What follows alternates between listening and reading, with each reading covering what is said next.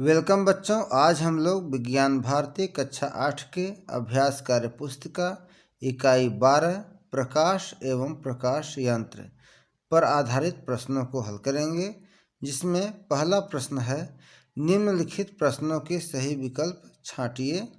क कांच के गुटके पर एक प्रकाश की किरण अभिलंब की दिशा में आपतित होती है। अपवर्तित किरण का अभिलंब से कोण क्या होगा?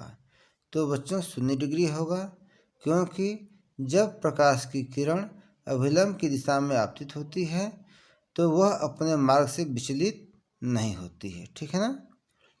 ख लेंस के दोनों पृष्ठों के वक्रता केंद्रों को मिलाने वाली रेखा कहलाती है, मुख्य अक्ष कहलाती है, ठीक है। ग है संलग्न चित्र में PQR किन किरणों को प्रदर्शित करती है?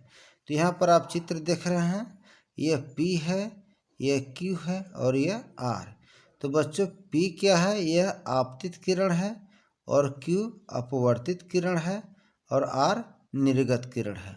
तो इस तरह से हमारा विकल्प स होगा, आपतित किरण, अपवर्तित किरण और निर्गत किरण, ठीक है।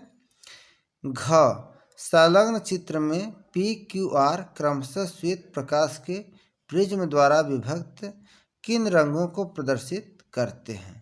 तो यहाँ पर आप देख रहे हैं प्रिज्म है, यहाँ से श्वेत प्रकाश आ रहा है और जब श्वेत प्रकाश प्रिज्म पर पड़ता है तो वह 7 कलर में डिविजिबल हो जा रहा है, ठीक है ना। तो यहाँ पर जो P है यह लाल है और Q क्या है? पीला है और R बैगनी है।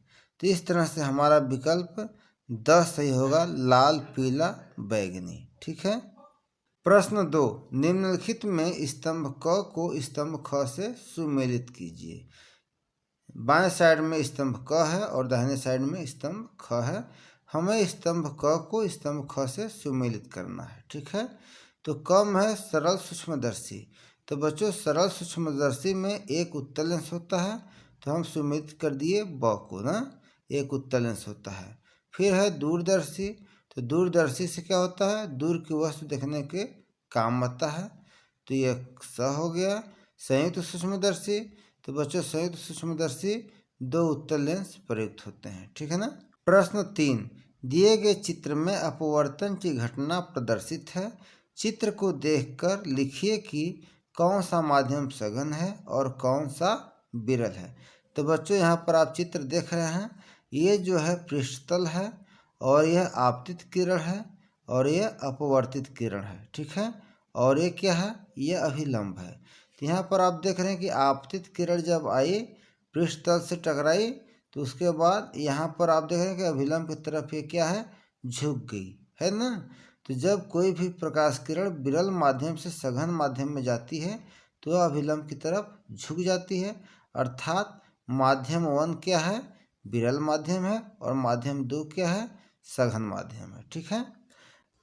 प्रश्न 4 दफ्ती की चकती को चित्र के अनुसार रंगिए और चकती के केंद्र पर एक छेद कीजिए।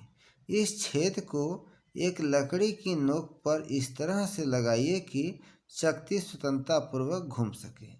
चकती को पंखे की तेज हवा के सामने ले जाने पर जब चकती तेजी से घूमती है तब चकती किस रंग की प्रतीत होती है?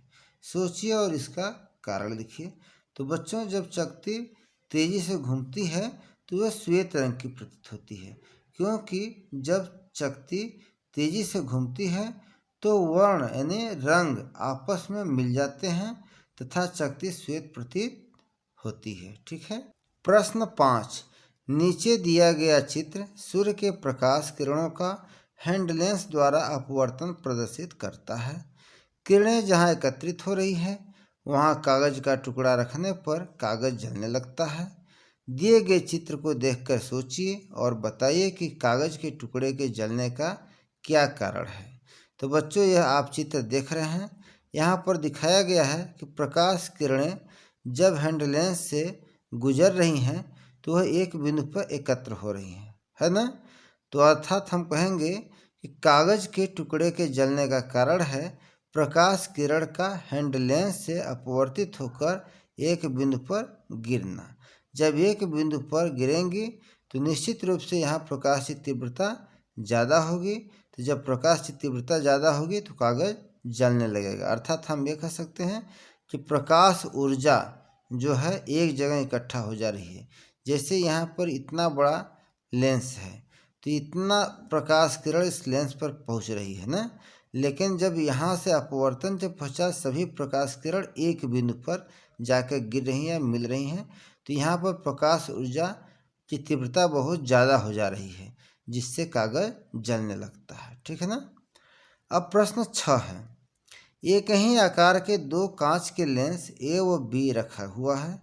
आप कैसे पता लगाएंगे कि कौन सा लेंस उत्तल है और कौन सा अवतल है? तो बच्चों, सूर्य के प्रकाश में ले जाकर यदि प्रकाश किरण लेंस से अपवर्तन के पश्चात एक बिंदु पर मिलता अवलि गिरता है तो उत्तल लेंस, और यदि प्रकाश किरण अपवर्तन के पश्चात फैल जाता है तो अवतल लेंस। ठीक है। अब प्रश्न है 7।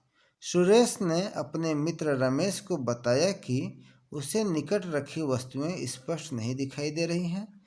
रमेश ने सुरेश को बताया उसे दृष्टि दोष है। सोचकर बताइए कि सुरेश को कौन सा दृष्टि दोष है। तो बच्चों, सुरेश को दूरदृष्टि दोष है।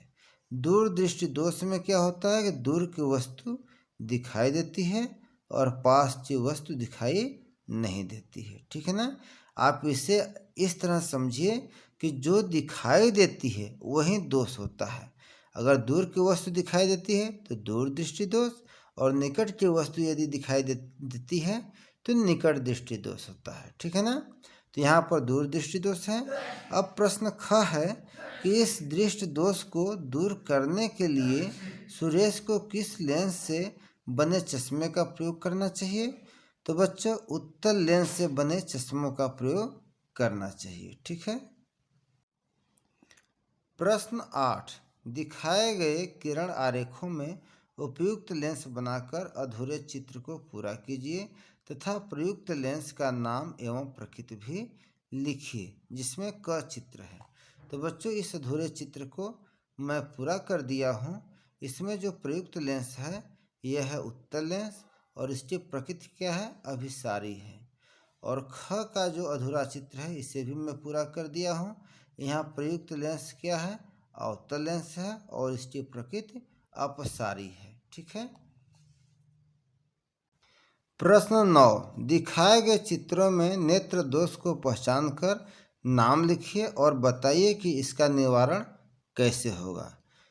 तो बच्चों, क में जो चित्र प्रदर्शित है यह निकट दृष्टि दोष से संबंधित है, और निकट दृष्टि दोष का निवारण चश्मे में उचित फोकस दूरी का अवतल लेंस प्रयोग करके किया जाएगा।